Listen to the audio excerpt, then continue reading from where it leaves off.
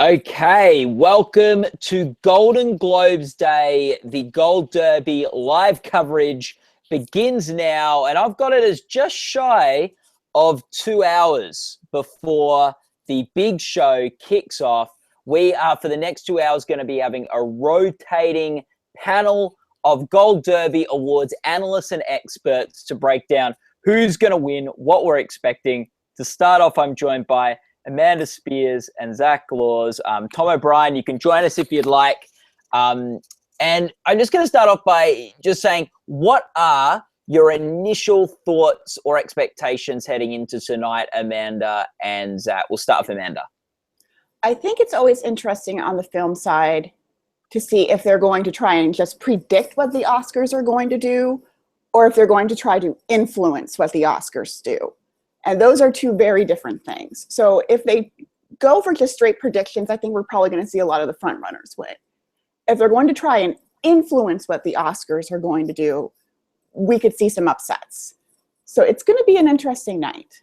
What would you think, Amanda, would be the top Oscar influencer? If they did decide tonight, let's try to influence the Oscars, let's try to give someone some momentum or steam that they don't currently have, or that might get them over that, like to make them a contender against one of the front runners, who would you pick as where they could go? I think there's two places to go. One would be Barry Jenkins for director. Mm-hmm. He would make history, and if they're trying to prove how diverse they are, that would be laying down the gauntlet for the Oscars to follow suit. The second one would probably be Dev Patel, because while I love Moonlight and I think Mahershala is great, he's missing from roughly about 2/3 of that film. So there is still a little room for them to maybe make some changes. So those are the two categories I would look for. Zach, what are you anticipating, or what are you most excited about tonight heading into the Golden Globes? Well, like Amanda, I'm really excited to see if they're going to try to influence the Oscars or predict the Oscars. Now, like you said, I mean, Barry Jenkins winning director for Moonlight would make history and could start the ball rolling on, hey, this guy would be the first African-American to ever win the Oscar for directing. And only 3 black filmmakers have ever been nominated in the 87, 88 years of the Academy. So in a year where diversity is a key influencer, I think that this would send a strong message from the Globes and the Academy. Now, I'm predicting Mel Gibson is going to win director, just because I think it would make for great television, and I think that the Globes can't pass up an opportunity for that. But I have Barry Jenkins in my number 2 spot right now. I may change it before the prediction center closes. I guess mostly I'm not predicting Barry Jenkins because he would be my personal pick and nothing would make me happier, and I don't want to jinx him. So other than that, I'm really excited to see where some of these categories, particularly the acting categories in the drama and the supporting side, are going to go. Is it going to be Casey Affleck for Manchester by the Sea, or is Denzel Washington going to assert his dominance for Fences? I think so. Is Natalie Portman a lock for Jackie? A lot of people think so, but I think Amy Adams could win. Isabelle Huppert, maybe even Ruth Negga. This is the Hollywood Foreign Press after all. She is Irish. Isabelle Huppert is French. And yes, in the supporting categories, I've got Dev Patel in my 2nd place spot because he does seem like a good win for Lion. Viola seems pretty safe at this point, but Michelle Williams could always sneak up there. So yeah, those are the things that I'm most looking forward to. Some big questions, some big races. I'm pretty excited to see how these things go. In really, like the award season has started. There's already been a few critics awards, a few other things, but the Golden Globes is really when most people's eyes get cast to the awards season. And I'm going to have, I know, a lot more friends talking to me in the next week about what movies they want to be seeing and what to do, and like it'd probably be the Golden Globes will be what kicks that off, and I'll be having a lot more movie dates, I imagine, in the next month with people who are wanting to catch all these big Oscar contenders. Now they've broken out onto the scene in a big way. We have Jimmy Fallon hosting this year. First time Jimmy Fallon's ever hosted the Oscars. He has hosted the Emmy Awards once before, so I've got a chance to see his chops. Just to start off the discussion, last year we had Ricky Gervais return from no. Who hosted it last year? No, I'm just saying. Yeah, that wasn't a good. I'm just saying that's okay. Oh no, Amanda's shaking her head. I've got something wrong already. No. So Ricky Gervais returned last year. You could not go from more night and day from Ricky Gervais to Jimmy Fallon, someone who has a reputation of skewering the industry, of not playing nice, of offending people, to this year, someone who is just so lovely to everyone and is going to probably it'll be more back patting than skewering this year. Amanda, are you happy about this? Are you excited? What are your thoughts on Jimmy Fallon taking over the hosting gig? Well, I went back and rewatched his Emmy after the opening montage, and I thought he was pretty good. I remember the ceremony being very fun. And I think after the election year, we just want to have a fun night. So I hope everyone kind of let him make a few jokes at the beginning, and then let's just move on. Is my feeling about all of that. Zach, what are your thoughts about Fallon hosting? Well, I think I've said this before, and I'll say it again. The host of an award show is usually the least of my concerns. So I think he'll be fine. As long as the host doesn't get in the way of the show, then it's pretty hard to screw up this gig. Obviously we've had some in the past. Like the 2010 Oscars with James Franco. But, I think this is the equivalent of, going from Ricky Gervais to Jimmy Fallon is sort of like the difference between like Chris Rock and Ellen DeGeneres hosting the Oscars. He's going to be affable. He's going to pat the stars on the back. He's going to be everybody's friend, and he's going to have some nice one-liners. So, I think he'll do a fine job. It'll be about the equivalent of a great episode of The Tonight Show. I'll tell you who is the most pleased about the hosting change this year. It'll be Mel Gibson, yeah. who is nominated finally for a Golden Globe, nominated for Best Directing for the first time in years. And Ricky would have had a lot to say about that as host of the Golden Globes.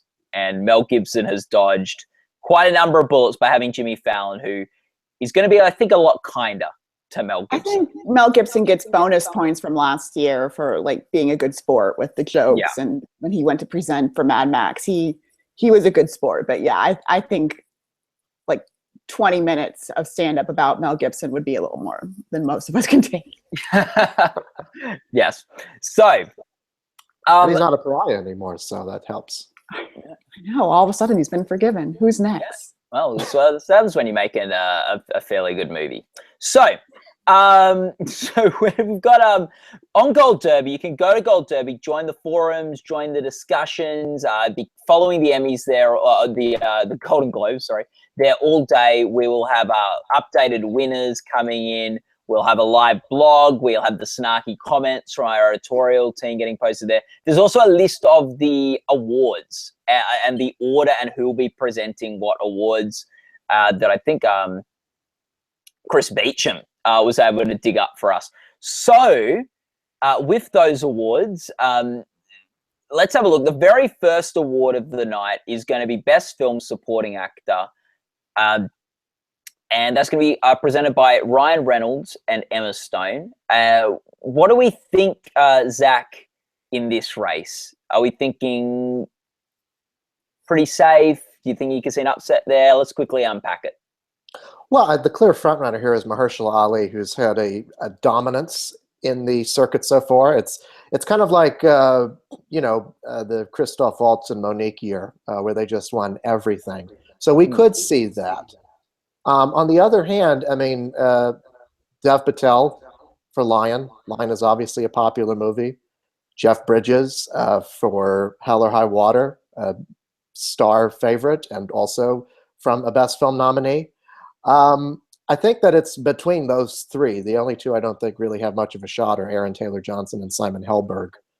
But hey, anything goes. If they really want to influence how Oscar voters are going to go, they could give it to one of them, which would certainly help as Academy members have ballots in their hands.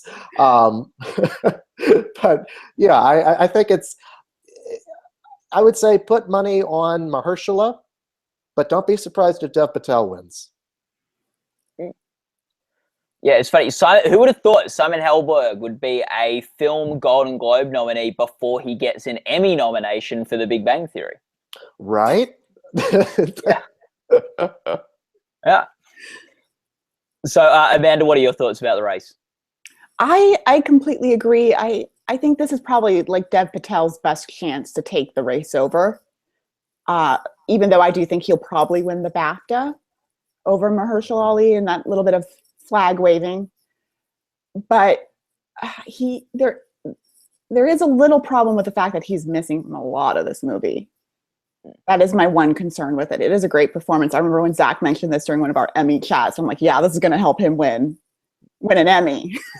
It's a supporting race, Amanda. It's supporting. He doesn't need to be there for the whole movie. I know, but everybody has a problem with people like Michelle Williams only in 10 minutes, and they're like, oh, she can't win for one scene. He doesn't really have one big scene. He's really good throughout the through his first third of the movie, but he doesn't have one big scene that you can point at and say that's why he's ahead. But I think the fact that he is well known for House of Cards kind of helps him out too. I think the reason why his impact is felt in the movie so much is because he is the most influential person in this character's life, and his influence is felt on him, especially in the third act of the film when Trevante Rhodes comes in and looks exactly like Mahershala Ali. We all in our lives have had that one person who loved us when nobody else would, and I think that's why his performance touches people so much and why he's become sort of the front runner and a winner for the film. So I think that's why, even though he's, and Dev Patel is not in the first hour of Lion either. So both of these guys are supporting performances, very much so. But I think that, the impact of Mahershala's character is felt throughout the film, even though he only has about a half hour's worth of screen time. Yeah, I think from the Globe nominations, there's a lot of support for Moonlight. Mahershala Ali, there seems to be some momentum, some buzz behind it. It's a powerful performance. I don't see him losing this race. I'd be mildly surprised if he lost it. But yeah, I agree with you guys that Dev Patel or maybe Jeff Bridges would be the people to do that. But I'm pretty confident in this prediction. There aren't really any signs to show him weak here at all. I think Mahershala Ali needs to worry about comedy musical actor, because if someone like Hugh Grant were to upset based on his speech the last time, he's going to nail it. He's going to nail his Oscar audition. I would suggest that he be prepared to give a good speech for this kind of moment so he can remain the front runner. Yeah, like looking forward to the Oscars, Mahershala wants to stay the front runner, and a good speech tonight would really help him sort of cement that status. Because I think people are excited about him winning. People are excited about Moonlight. He needs to keep people excited about the prospect of him on that Oscar stage. But I do think he is a strong front runner at the moment. We will then at the Golden Globes, we have Best TV Drama Actor presented by Priyanka Chopra and Jeffrey Dean Morgan. I wonder if we should just talk a bit more about some of the film awards though at the moment, and we can circle back a bit later in the show to some of the TV races, just so we're not jumping incredible. We might do a few of the films and a few of the TV rather than just go straight from film, TV, film, TV, film, TV, which would bring us to our next. Then we've got TV comedy. Then we've got a clip of Florence Foster Jenkins presented by Hugh Grant. Then we've got TV comedy actress presented by Jude Barrymore and Timothy Olyphant. Then we've got a lot of TV awards. got a clip of Hacksaw Ridge presented by Vince Vaughn, TV Min.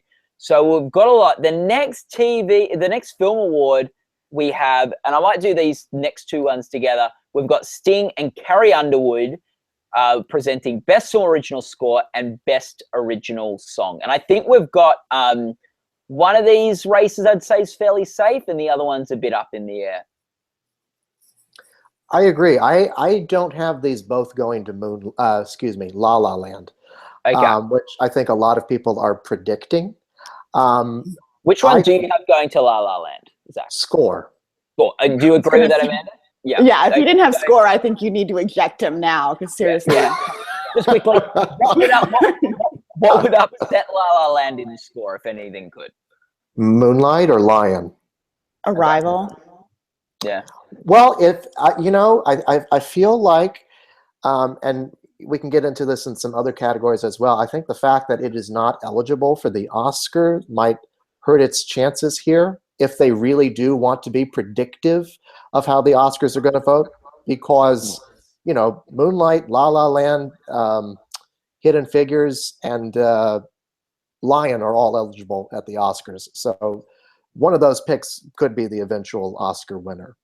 Yeah, I think if there's a lot of steam behind Moonlight, maybe it upsets La La Land, but this is one of our safer awards of the night. Let's go, Zach, now to the one that you don't think La La Land will win, and is Best Song. I have been going back and forth on this a lot. Right now I'm predicting Can't Stop the Feeling by Justin Timberlake. Really? I want to make that prediction because it makes perfect sense when you look at like the past winners for like 5 or 6 years. It's been Adele, Sam Smith, U2.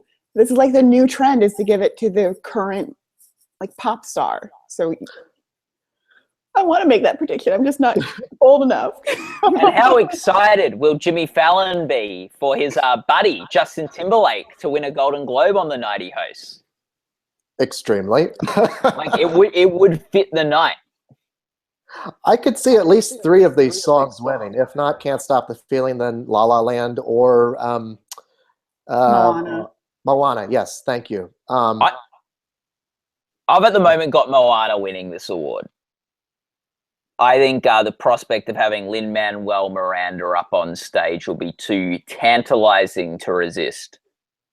We've just now heard that he's sick and might not be there. So. Oh no, but that wouldn't have affected the voting. No, of course not. If they could just go back in and change. Yeah, they will not be stoked if they have voted for that song to see Lin-Manuel Miranda up on stage. Amanda, what are your thoughts for the song? Because I do agree this is a 3-horse race at least. Well, the Globes love celebrities, so, and I think City of Stars is a fine song, but I think the problem is that it's written by 2 basically unknown. They're Tony nominees, but they're unknown songwriters. Where then you have the opportunity of having either Justin Timberlake or Lin-Manuel Miranda possibly on stage, which might be more tempting to them because we did just see Lady Gaga win an acting award last year. So we have to kind of take that into consideration. My problem, and I also think that you have to ask yourself, is La La Land going to make the list of 4 films that have won 5? If your answer is probably not, then which ones does it lose? That means it's got to lose 2 or 3 if it's going to only get to like 3, or if it's only going to get to 4. So I think this is one of the categories where it could trip up. So I want to go with it, but I'm already not picking it for director. Maybe I'll go back to Chazelle for director and then change. I don't know. But it's a musical, so we have seen musicals have trouble winning this category. So, yeah, definitely. Yeah. So I don't know. I'm going with Moana. What are you? Which one are you actually going with, Amanda? Right now I have City of Stars, but okay. I'm not 100% sure that that's going to happen. Yeah, so so we've all got different predictions in that category. That's exciting. It is one that I might change before the awards because as far as I'm aware, the prediction center is still open. So anyway, So we've talked about the music awards. Then there's going to be a film clip of La La Land presented by John Legend. Then we're going to have film supporting actress. And I guess that's good because we've talked about film supporting actor. Michael Keaton is going to be presenting that. Zach, who do you like in the supporting actress race? Who can they be upset by? How likely is that? Well, Viola Davis is who I like. As far as who could upset her, we talked about Michelle Williams. Obviously, I think until Viola said that she was going to go into supporting, Michelle Williams was sort of the de facto frontrunner. One person to look out for in this category would be Nicole Kidman from Lion. Nicole Kidman, celebrity. They like Lion. If they don't give it to Dev Patel, that could be the place that they award it. Also, Naomi Harris, if they don't reward Mahershala Ali, could be a pick. Now, I don't know when voting closed for the Golden Globes, but if Hidden Figures is buzz up till now had been really great. If only the voting had not closed before the box office for Hidden Figures, I think Octavia Spencer might be more of a threat to win. But I think this looks pretty safe for Viola. What do you think, Amanda? I think if Viola doesn't win, then the "Why do the Golden Globes hate Viola Davis" story will probably get published quickly afterwards.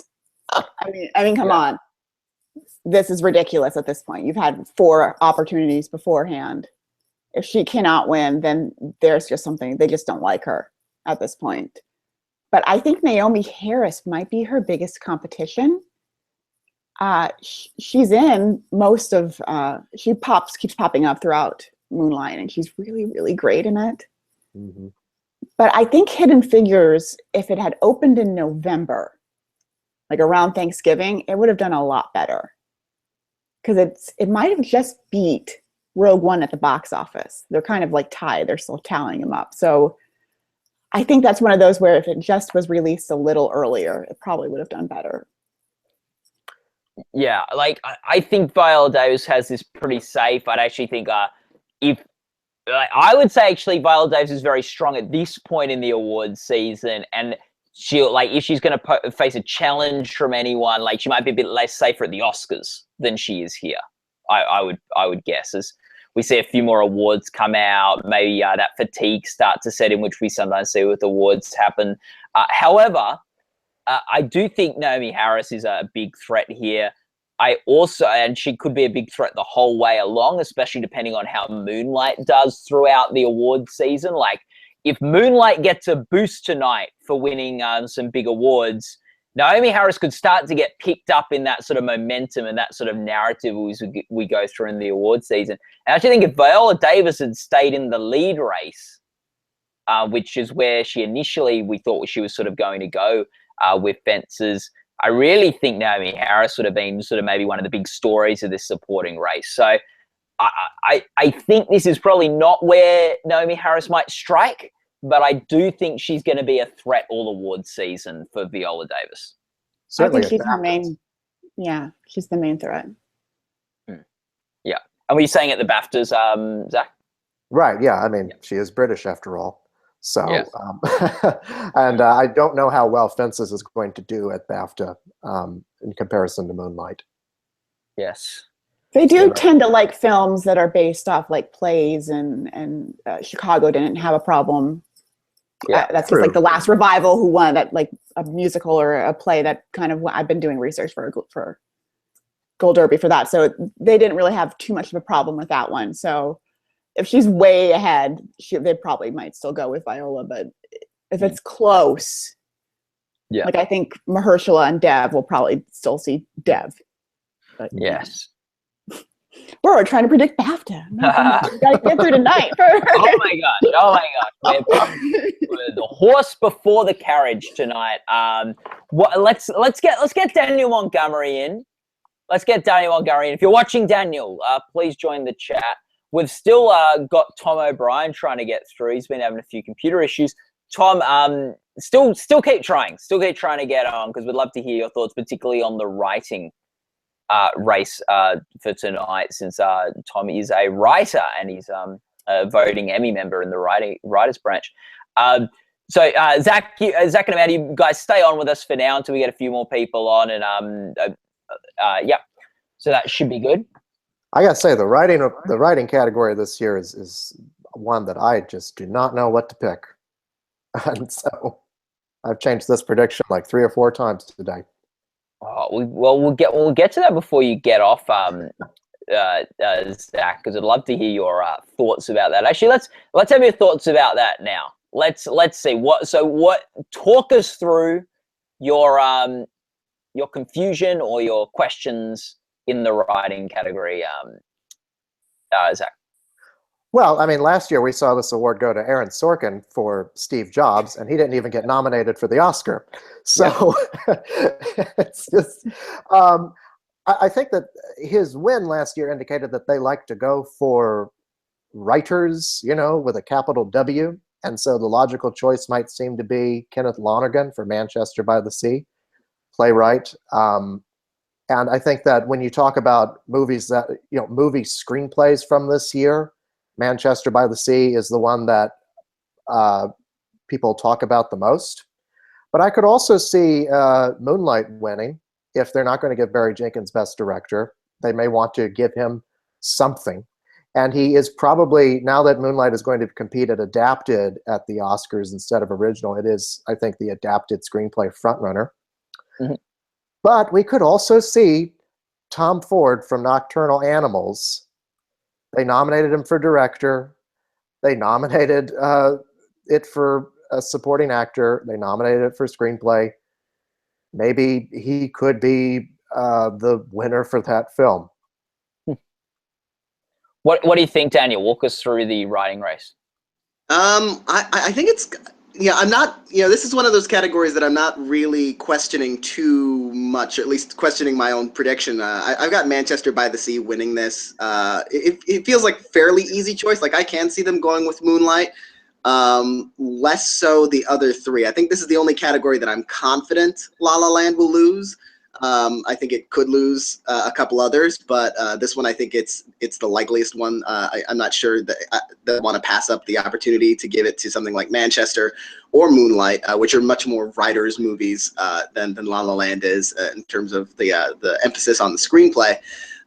So yeah, I think Manchester by the Sea is is that small kind of character-driven screenplay that I think they're gonna gravitate towards here. Amanda. Yeah, I agree. I'm going with Manchester by the Sea. I think it's an interesting kind of field and kind of change we're seeing between people who just directed movies and people who just wrote movies to seeing these kind of filmmakers who do everything. Because we have 3 nominees for writing, who are nominated for both writing and nominated for both writing and directing. So I still think it's going to probably be, this is the award Manchester by the Sea is going to win. Well, if you also think that it's, that Manchester by the Sea could win for best film as well, it might just be kind of a 1-2 check off. I think Moonlight's winning best film, but I hope so. I don't want to jinx it, so I'm not predicting that. I'm not predicting it to win best film. I'm not predicting Barry Jenkins to win best director. But I want that to happen. So I'm going with the Marcus Dixon strategy, where he didn't predict Sarah Paulson to win the Emmy for OJ because he's cursed her so many times. I don't want to do the same to Barry Jenkins. Oh, yeah. My goodness. Can I go on the record of that not being the best way to predict awards? You're not going to win the contest doing that. Maybe you will. I will win in the sense that my favorite of the year defied expectations and won. Sometimes you got to go with your head over your heart in hopes that the heart will ultimately win. Yes. But I don't know if the best deciding factor in predictions, I'll predict the one I don't want to win.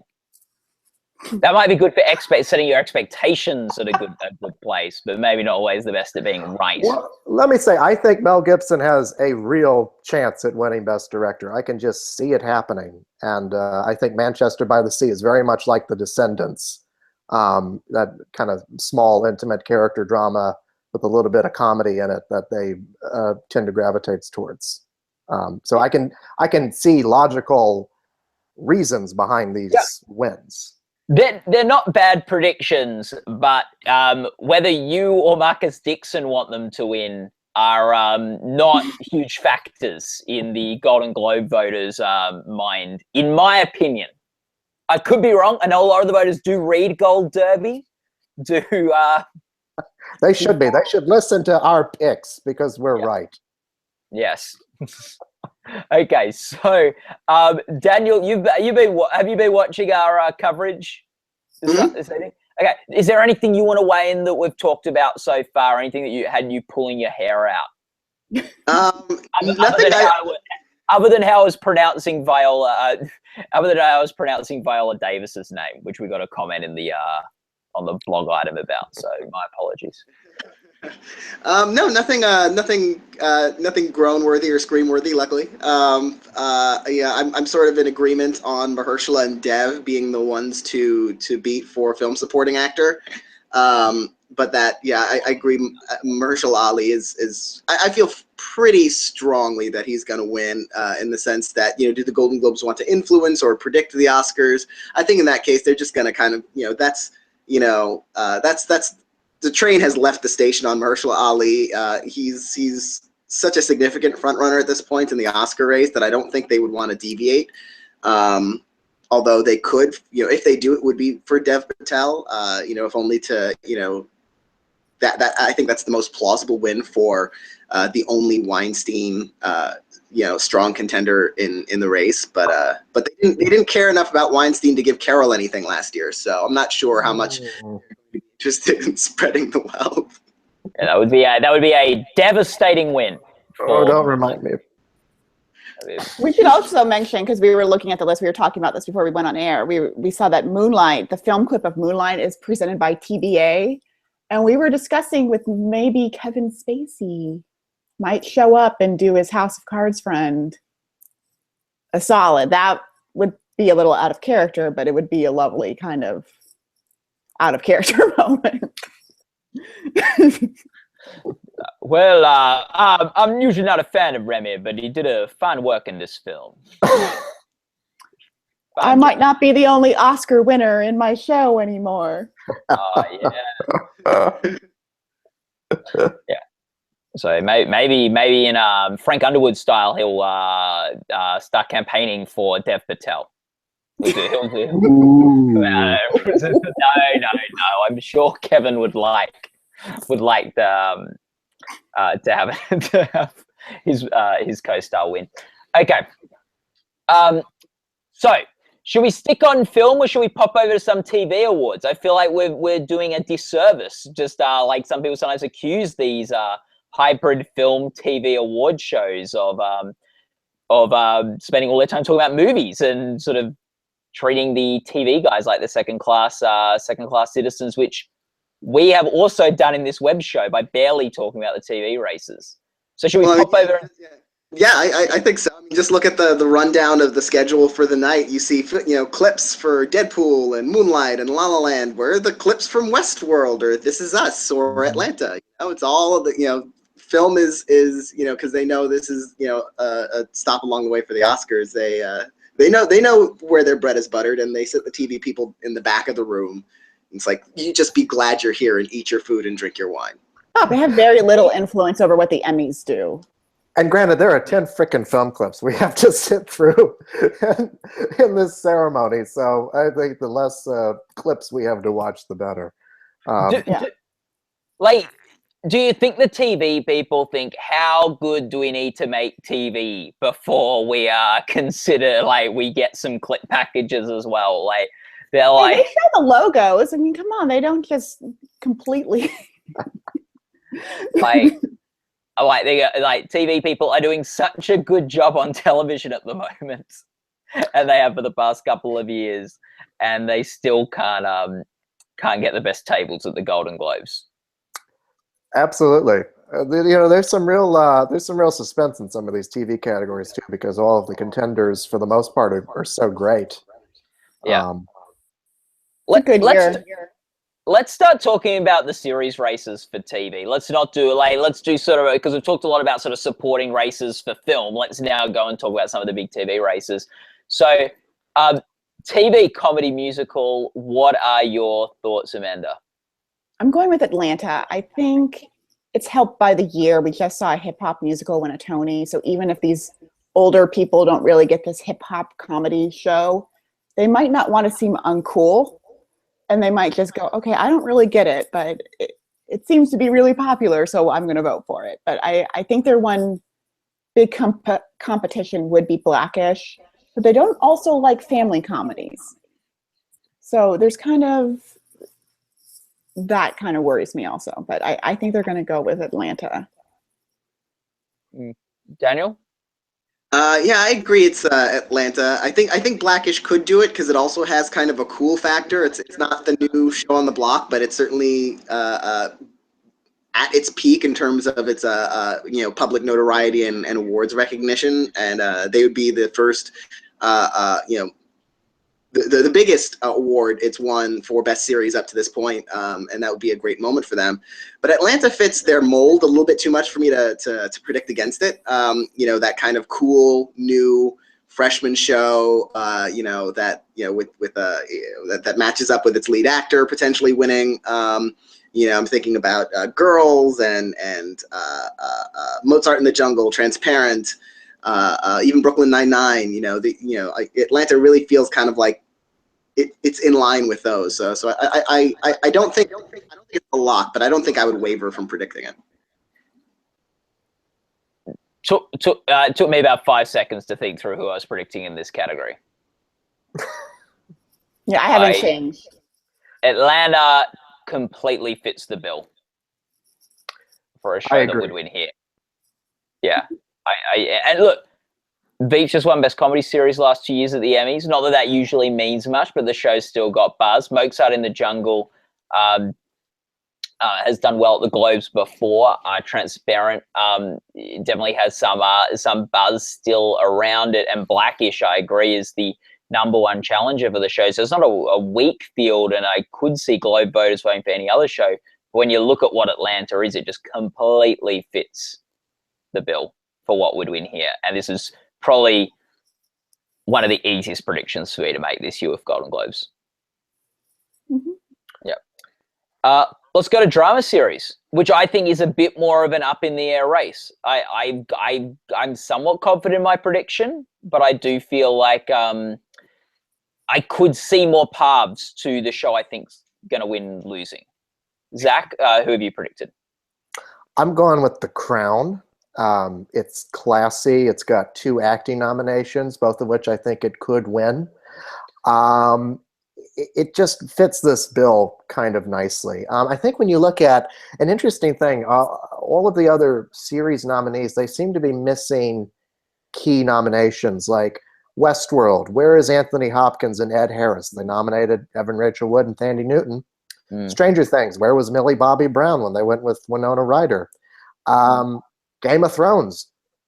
Where's Kit Harington? Where's Peter Dinklage? They went with Lena Headey. The only show that I think kind of has all of the necessary elements is This Is Us. You could say that they missed out on a nomination for Sterling, but at the same time, he got nominated in that category for The People versus O.J. Simpson. So they might have just thought of that as his nomination for both. So I would look out for that, but I think The Crown is probably the safe bet here. Daniel? I'm also predicting The Crown. I think this is one of those races, though, that I really do think it's almost a 5-way race, maybe a 4.5-way race, because I have Stranger Things ranked at the bottom just because of these nominees. If they really liked Stranger Things enough to give it Best Drama Series, I think it definitely should have gotten Millie Bobby Brown in. So I think that's the biggest miss in terms of what these shows have in terms of nominations versus lack of nominations. But any other one of these shows could win. Westworld's hot new show, 2 acting nominations. It's likely to win at least one of them, I think. Could win both. This Is Us. It's the first cool new network drama hit since The Good Wife, really. So it's a really kind of an important moment, and it's an NBC show, if that matters to the Hollywood Foreign Press, the network that airs their precious award show. Game of Thrones, I've got it ranked 4th. They haven't liked it up to this point, and if this was the year they were going to give it to them, Kit Harington might have gotten in, Amelia Clarke might have gotten in with Lena, but they did. I mean, Lena is the first acting nomination for that show since the first season when Peter Dinklage won. So it does show that they're not completely brushing this off. So I wouldn't completely rule that out. So this is one of those unusual 5-way races, or like I said, maybe 4.5.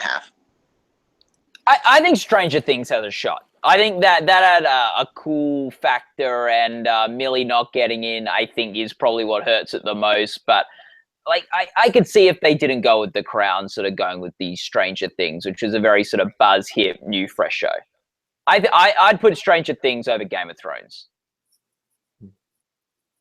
I just don't think look at Breaking Bad. Look at all the Emmys it won. Look how much buzz had happened. Like that it had. Like it did. It was. They almost didn't give it a win in its final season. So I think Game of Thrones. You're convincing me to move Stranger Things up to at least 4th. Well, this is a 5-way race. It might not even drastically change my scores, whether I'm wrong about it in 4th or wrong about it. Yeah. I think The Crown's got this, got the win here too. And yeah, I think if they're going for a Netflix show, which a Netflix show has never won before, it's going to be The Crown. Yeah. So that's the least amount of problems, I think. No, so The Crown for sure. Like, I think The Crown is a somewhat, because it just ticks so many boxes of what the Hollywood Foreign Press would like, and the kind of shows up their alley. I think The Crown is a somewhat safe front runner, but I definitely see more paths for other shows. Like, I think in other years, This Is Us would have won, and I think in other years, Stranger Things would have won, and I think in other years, Westworld would have won, and in other years, Game of Thrones might have won. So, like, it is a crowded field for shows that I could see the Golden Globes voting for. Yeah. So what is there a race that anyone's itching to talk about now that we haven't talked about yet? Catch-alls. Which one, sorry? The catch-all supportings. Those are always my favorite. Oh yeah. Let's pop down to them for 2. Let's do some film supporting, and then we'll go over and do a few more of the movie categories. You mean the TV supporting? TV supporting, yeah, sorry. Yes, we'll do. We've already talked about the film supportings. So let's have a look. TV supporting actress. Who are you predicting, Daniel? Hit us up.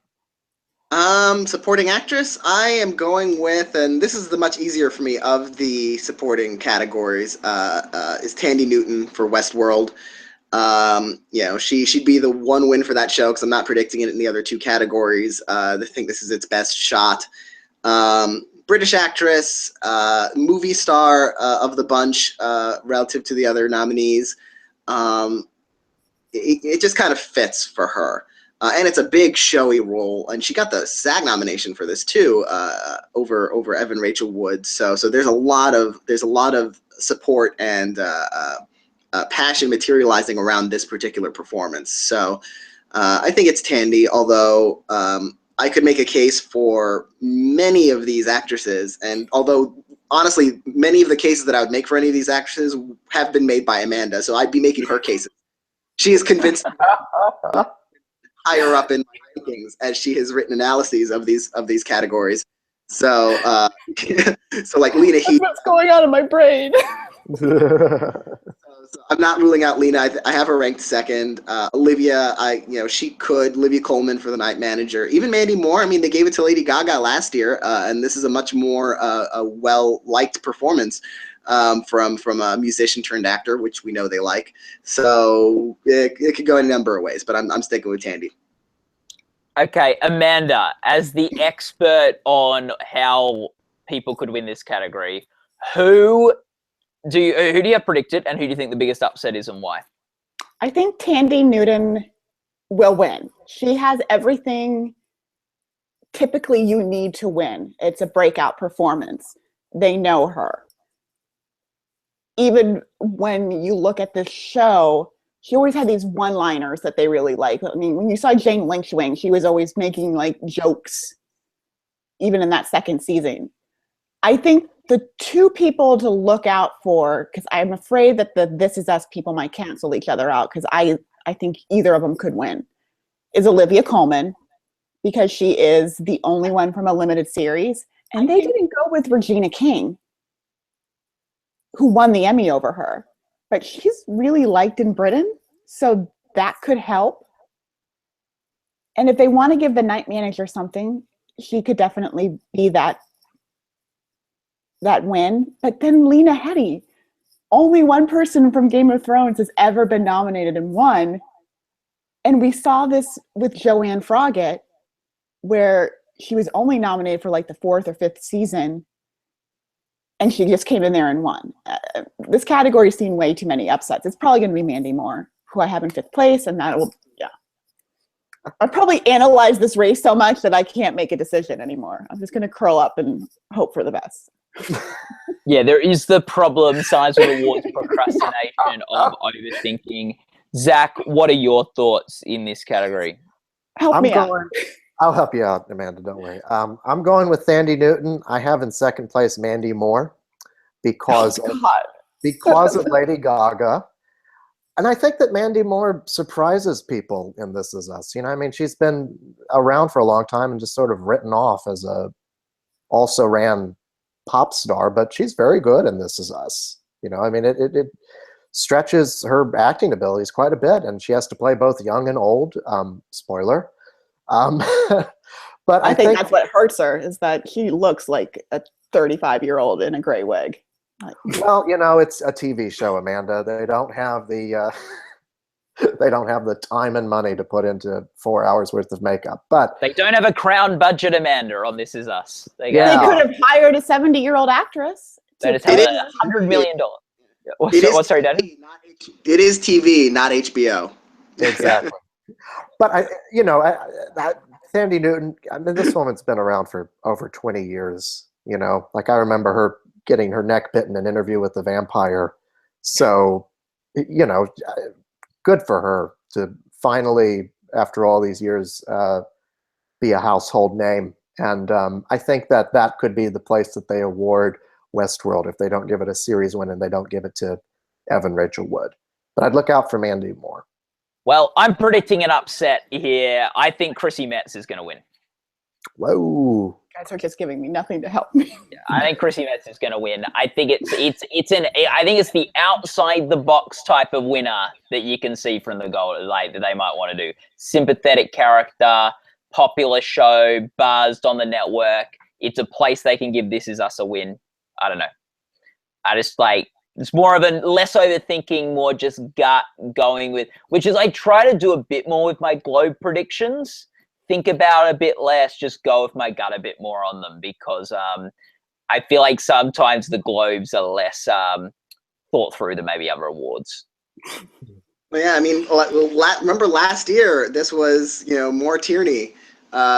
She came out of, I don't remember where she had her ranked. We did not have her ranked in the top 3, I don't think. 4th? We had her ranked 4th. I checked it. I'm like, great. Chrissy Metz is going to win because that's where I have her right now. Yeah, so for me, that's Olivia Colman. I've got Chrissy Metz ranked in 5th, actually, because I think if they go with a This Is Us actor, I think Mandy Moore fits the bill a little bit more for them. But yeah, this is a weird category. The supporting categories that for TV usually are, because they are such a toss-up, because they incorporate everything on television. Definitely. Let's quickly go to supporting actor. I've got John Lithgow from The Crown. although Sterling K. Brown from The People vs. O.J. Simpson also in This Is Us, like I don't think that's an awful sort of compare. Like he has a bit of a race here, John Lithgow. He wouldn't maybe if he wasn't competing against the limited series guys.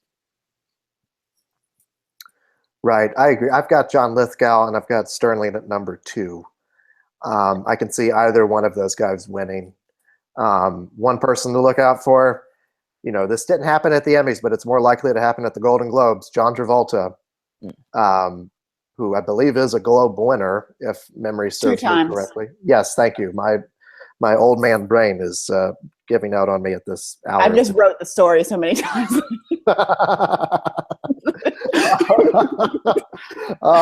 So yeah, if there's a spoiler in there, I think it would be him. But I think this is between Lithgow and Sterling K. Brown, who has been a star on the rise, deservedly so.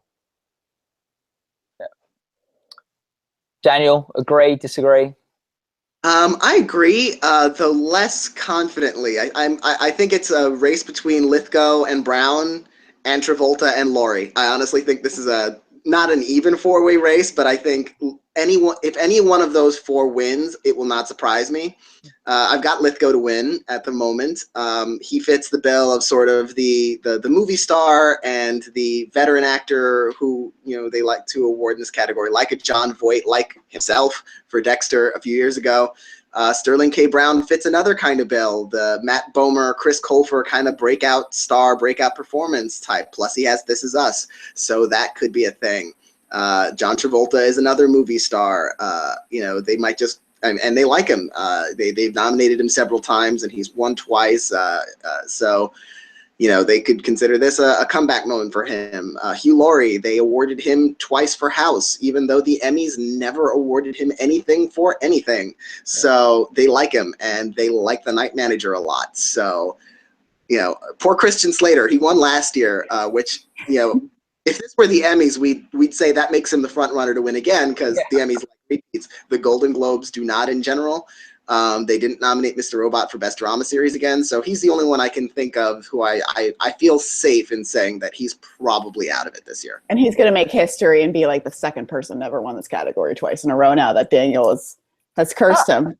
Of course, but, yeah. I would look out for Hugh Laurie, because he didn't just win 2 like John Hamm. He won 2 back to back, which is a very, very rare occurrence. They liked him that much. I mean, they really, really like him.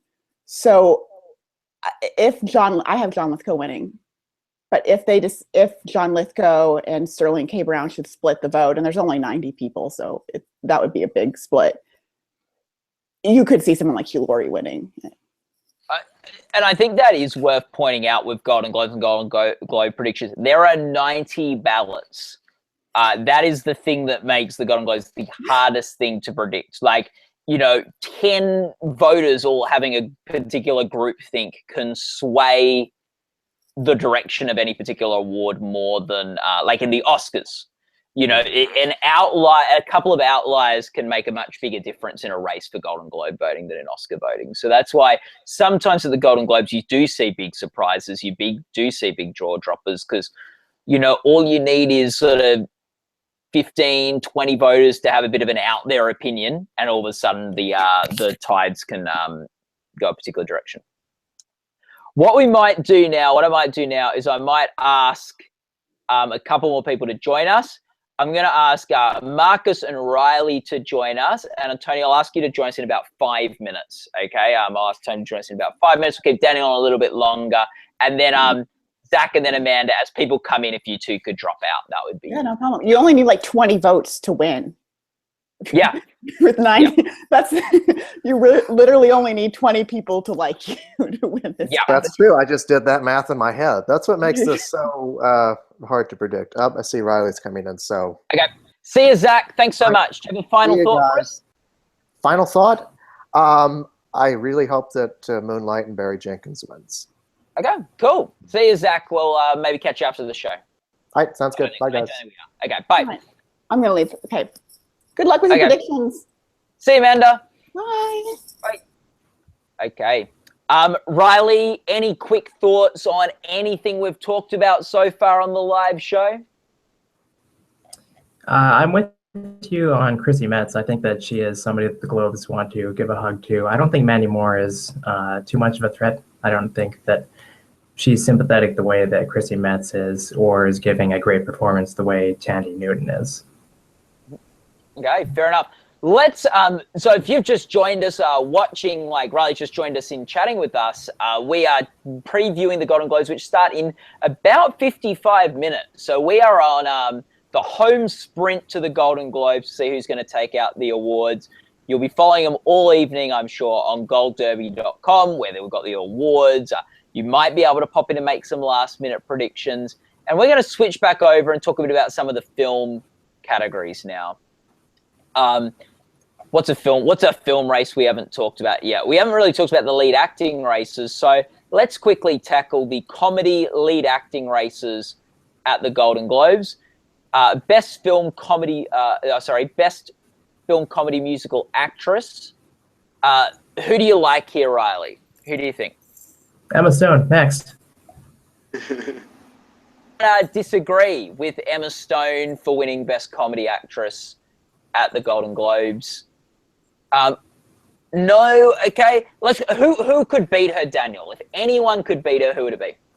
Meryl. They love Florence Foster Jenkins. The only problem there is that they're giving her the Cecil B. DeMille Award. I don't know if they're going to, like, especially with an potential Oscar frontrunner for Best Actress like Emma Stone, I don't know if they're going to want to give it to Meryl Streep, which might feel a bit redundant since they're already going to have her on their stage accepting an even bigger award. But if anyone does pull off an upset, given how Florence Foster Jenkins overperformed in the nominations, I think that's the real challenger. I completely agree with everything you said. Daniel, Marcus, anything you want to add to that category? The Critics' Choice did that, though. They had Viola win Supporting Actress, and then they also had her win some other award, like an honorary thing. And then I think Ryan Reynolds, too, right? Ryan Reynolds won Entertainer of the Year, and then he won Best Comedy Actor, if memory serves. So, I don't know. Different awards show, though, right? I mean, Critics' Choice and Golden Globes, there's really no comparison to those two. Yeah. And welcome, Marcus. Welcome for joining us. Are you excited about the Globes this evening? Yeah, I live like half a mile away from the hotel where it's at, and there's been helicopters like all day long. So if you hear a weird noise, it's the helicopters. Trust me. That's good. Have you been watching our coverage at all this evening? Very, very little. If I'm not on, I tend not to watch. But I saw a few minutes.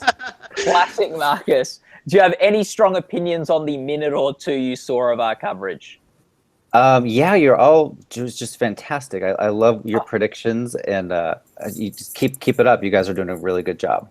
Oh, Marcus. Oh, fantastic. Oh, love it. It's sweet. You're not taking us to task over anything.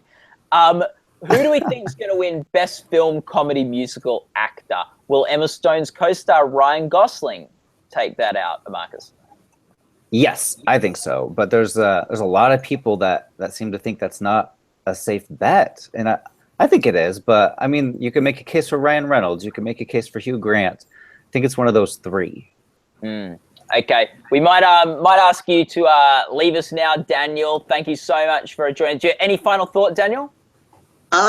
Just for lead actor in a comedy musical, yeah, I agree. It's going to be probably Ryan Gosling, but if anyone pulls off an upset, again, that's a Hugh Grant, Florence Foster Jenkins, a possible supporting actor Oscar nominee. So that will give them the opportunity to predict the Oscars anyway. So I think La La Land is going to be strong enough to sweep those top three film actor and actress categories.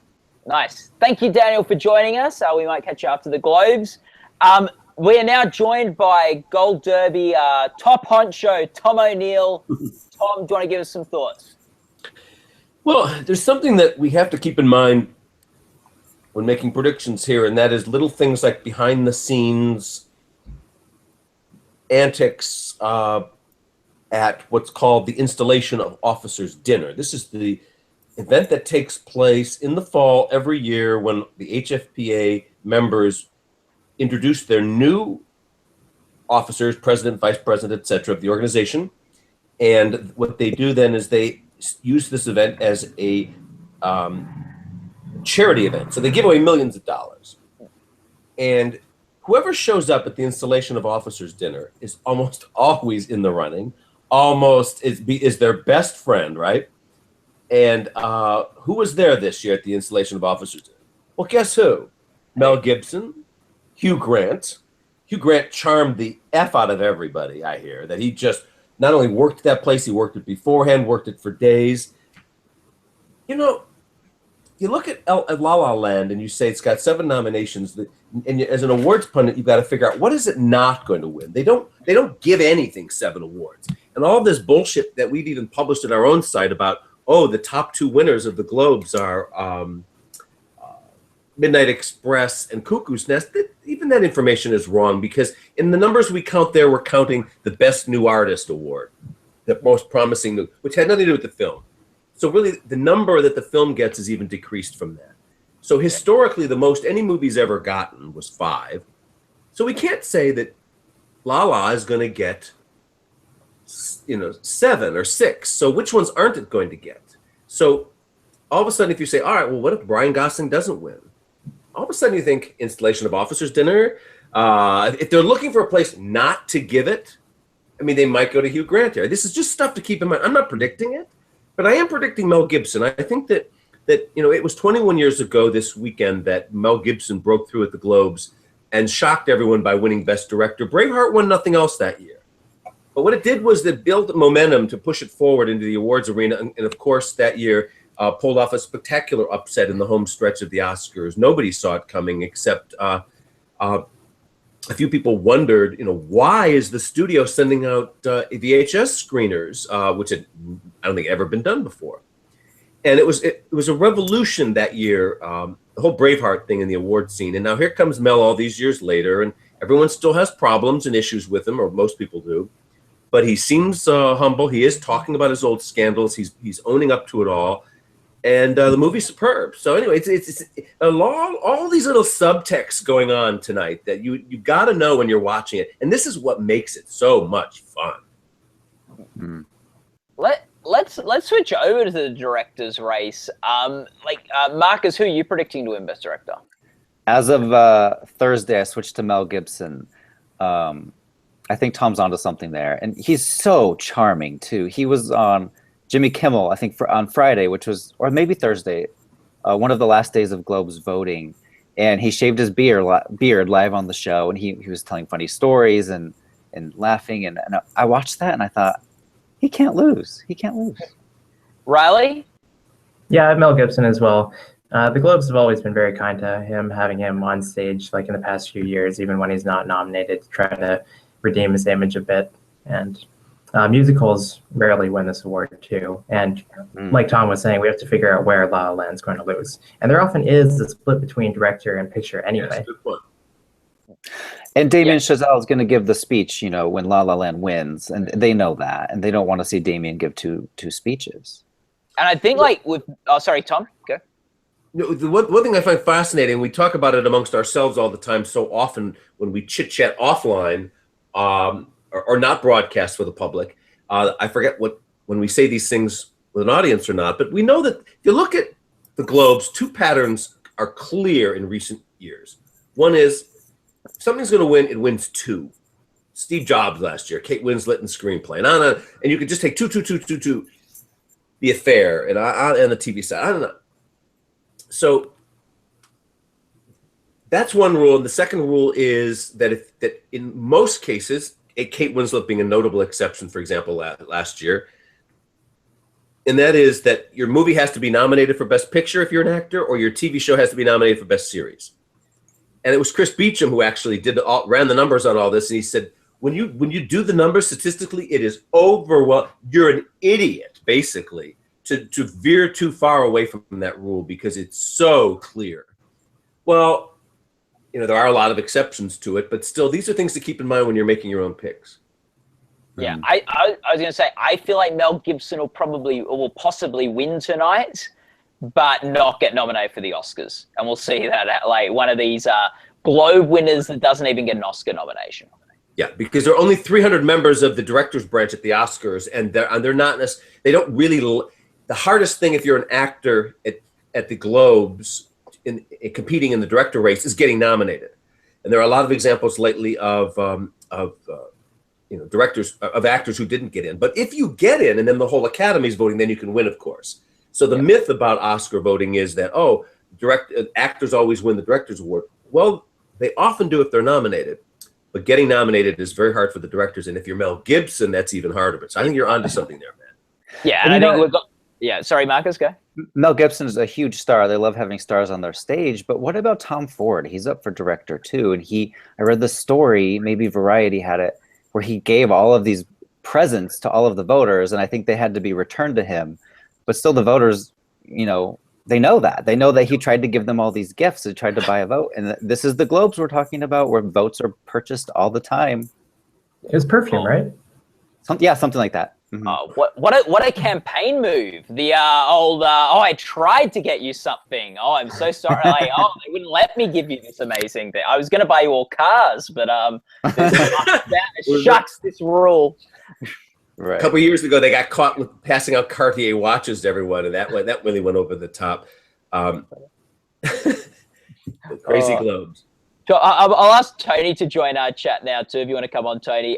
Tom, do you have any other opinions about any of the races or anything about the Globes today? Well, yeah, I mean, let's talk about Tom Ford, for example. That is a really good example of a Globes-friendly contender. Here is somebody that they love. I talked to a voter just yesterday, and she was saying, well, I didn't know where to put Tom on my ballot, but I had to put him somewhere, and we're all in that bind. And that was enough for me to, and some other things she said, to switch to Tom Ford for screenplay. Because interesting. He's up there for director. He's not going to win director for Nocturnal Animals. They really love him, and they consider him kind of this ultimate hip and cool character, and he is, of course. And they love the movie, but the movie's kind of a slasher, murder, bloody kind of thing that isn't normally awards friendly. So the screenplay seems a logical place for them to go, because what's in there? Moonlight, Manchester, Hell or High Water, and La La Land. La La, yeah. And La La being a musical is not going to win that. And then if you go about the rule of two, what if Casey and Manchester win, or whatever, however you got your twos matched up, I think that this is where we see an upset. So I've got Tom Ford for screenplay. Not with great confidence, but at 3 a.m. when we're making our predictions, it made a lot of sense to me. Yeah, I love that. That's a really good prediction. Yeah. Tony, we're getting a bit of an echo. If you could get some earphones in, that would be great. Thanks. I just think with Nocturnal Animals too, how Tom is always saying that, with these awards, it's not necessarily the best of anything, it's more the most of something. And Nocturnal Animals has, a big screenplay where the written word is explicitly, important to the story, where somebody's actually reading a book and it's being translated to screen before your eyes. And in the best screenplay category, they often go for kind of the most original screenplay, not necessarily the film that they like the best overall. So Steve Jobs won last year because, it had that enormous word count, and they went with Django Unchained and Her and Midnight in Paris and all these other ones that are more interesting and screenplay driven. So are you picking Nocturnal? Yes. Oh, man. You guys are really convincing me. Oh, dang it. I thought I was done making changes. I was done this morning. Don't steal our predictions, because I'm not going to be responsible if you lose, Marcus. Yeah, I'm not going to have you coming at me tomorrow in the office going, why did you make me change? Right. Yeah, I had I've just made a couple of prediction changes in the past 10 minutes, so I think our prediction center's still open for people watching who want to make their last minute Golden Globe prediction changes, procrastination, people out there. Do we think La La Land's going to win Best Picture? We haven't talked about the Best Picture races yet. Is there anything that can upset La La Land tonight? If anyone's got a thought on that, please let us know. No. I'll say, to be fair, Birdman did lose to the Grand Budapest Hotel. Yeah. But those were both, Best Picture contenders. Which of these competitors is a Best Picture contender? I mean, Florence Foster Jenkins, maybe. That's true. And also musicals, if it's a musical is successful here. Now, of course, 9 was not successful. So so it didn't win. And so there are you can't go by the rule that a musical always wins Best Comedy Musical Picture. But if so, the reason I went with Ryan Gosling for, even though we face this problem of La La can't win too many awards because they love to divvy them up, I still gave Ryan my vote for comedy musical actor because, as a voter told me the other day, actually one of the consultants for the Globes told me the other day, he said, well, you don't understand, Tom, if there is music, if they're singing, if there's music, they think it's automatic. It's like Glee has to win Best Comedy Musical at the Globes because it's a musical. And the musical word carries so much weight to them that the musical, if you go, whether it's Evita, DreamWorks, Sweeney Todd, on and on, it almost always wins. And so it's got absolutely everything going for it, La La Land does, in addition to being the inevitable Oscar sweeper. The question is, how much does it sweep here? How much does it sweep at the Oscars? Because it has no competition for Best Picture at either of these awards. Well, that's interesting because some would argue that at the Oscars, the competition opens up a bit, where it's got Manchester by the Sea and Moonlight and stuff to contend with. The Globes, obviously, its biggest Best Picture contenders are in the other race. So it's seemingly got a clear run. If it was to lose tonight, that would throw the La La Land campaign, I guess, into bedlam to a degree. So hopefully for the La La Land cruise team that don't have a Florence Foster Jenkins surprise or something like that. Can you imagine? Wow, that would be the big shocker of my lifetime if La La Land loses this. Yeah. So Tom, let's switch over to the drama films now. Talk a bit about that. We'll go to Tony. Welcome, Tony, for joining the chat. Tony, who do you think's going to win the Best Drama Film Award? I have struggled with this one all week. I've been going back and forth between Manchester and Moonlight. I'm right now. I'm just going to stay with Moonlight. Simply because it's not going to win. It's Hacksaw. I knew you were going to say that. It is Manchester or Hacksaw. You know, all this. Can I just cry bullshit on all this Moonlight crap going on? Right. I mean, it's just like Mulholland Drive or any of these other critic-friendly movies where everyone, this herd mentality takes off about, oh, I love Moonlight even more than you did. You know, this is how bloggers have to talk to each other at cocktail parties out here. But, you know, attended those same parties, by the way, as HFPA members. And as you work the room, as I did yesterday at BAFTA Tea, and you go from our bloggers over here, Pete Hammond and Ann Thompson and all of us, you know, talking ourselves into things, and then you go over and you talk to the HFPA people, you get a very different perspective. Very different. They're foreign for a reason. They have their own agenda and their own thinking, often very insightful and interesting. We love what they do to these races. They really shake them up. But Moonlight, it's a fine film, but I just don't buy it. And I think we're going to see a crash and burn here at the Globes, where I think that even Mahershala could lose to Jeff Bridges. I have Jeff Bridges out front to win. I talked to a Globe voter the other day. I only talked to one and asked her who she voted for, and she said, Jeff Bridges, of course. And in her mind, and I said, well, why not Mahershala? She says, all that Mahershala stuff. She goes, who cares if he's Luke, what's his name, on a Netflix or the Remy House of Cards. But anyway, I caution you, Tony, from taking that too seriously. This whole internet buzz thing, because the HFPA live in an insular little world, and Moonlight is the classic critics' favorite Tree of Life kind of crap that all of these, a lot of you guys just love, and they're really bad movies. Moonlight's not a bad movie; it's a good movie. But I'm just warning you, this may not be an HFPA-friendly movie. You just convinced me while you were going on and on. No, I switched from Moonlight to Manchester. You convinced me, Tom.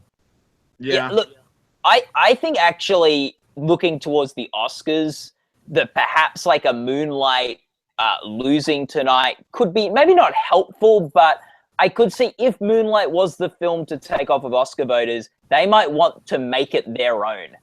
And actually, like, it could peak too early if Moonlight has a big night tonight. I'm not sure. I'm not saying Moonlight will win Best Picture at the Oscars, but I just don't see I don't think it winning tonight is going to like make it a big front runner or a big sort of competitor to La La Land on its own. I think it's going to be. What I'm warning about is that we often have it here where all of this bullshit among ourselves and the journalists and stuff and the critics, we whip ourselves into these big frenzies that so and so is going to win, and then you go into the Globes and Jean Dujardin wins. Yeah. You know, and you go, well, what the hell is that? That's not a performance in the movie The Artist. But they just loved him, and then who won the Oscar? So I'm just warning you that one of the great things about the Globes is that they can be a reality check and against the bullshit factor, or they validate Moonlight, or I'm totally wrong, and that could happen too. Yeah. So what does that do? What does that do for, say, drama actor? Is Denzel going to upset Casey? Good question. Here's what I've been hearing on the ground. Yeah, good. This is fascinating. A couple days ago, a different Globe voter told me, we're never going to forgive Denzel for being drunk last year. I said, what? And he goes, well, when he was on stage, when we gave him the Cecil B. DeMille, we gave him a month and a half to be prepared, and he wasn't prepared at all. He just went blah, blah, blah, blah, blah. And it just was a train wreck. I always go to the toilet or the kitchen or something when those honorary awards come on at the Oscars or any award. I just get out of it. So I don't remember how bad Denzel was last year. So I don't know how seriously to take this complaint. But he wasn't Jodie Foster. I have Denzel winning because I don't believe the Casey Affleck. Again, this critics thing. It's not a showy performance. He's not a real movie star. And what do the Globes love? They love movie stars. And I think when we get to SAG, we're going to see Fences takes ensemble and lead actor.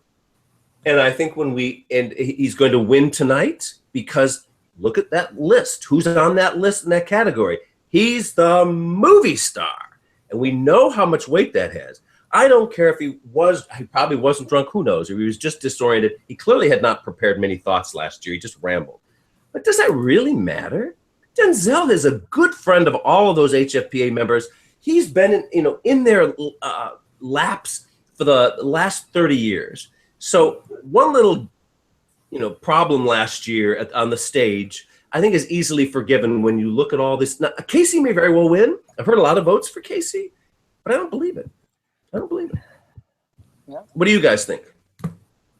Riley. Yeah, you're smirking, Riley. Why are you smirking? I'll just say, going back to Moonlight versus Manchester by the Sea, Manchester by the Sea did miss Lucas Hedges. So that is like a snub. And they nominated Shailene Woodley a few years ago for like a similarly human drama. And she was, a kid. So they're not opposed to that kind of thing. And then I find that the Globes are also a reflection of where the Oscar race is at the moment.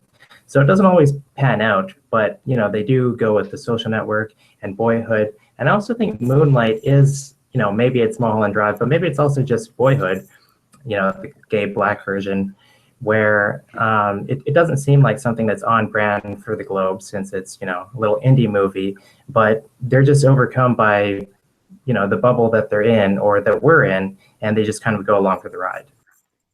Because they do travel in the same circles. Marcus and I are on the ground here in LA, and wherever we go, the HFP members, they're in that same bubble with us. But I think they're in a bubble within the bubble is what it is, and that they have their own reality.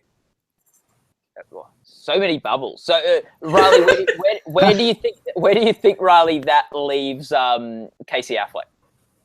Yeah, so I have Casey Affleck just because he's won pretty much everything so far. But I do think that the tide will turn at SAG where they go for, the bigger performance. Yeah. Can I just say, like, with last year, so much controversy, particularly around the Oscars, we are seeing a lot of diversity in this year's award race, which is quite encouraging. Yeah, very good.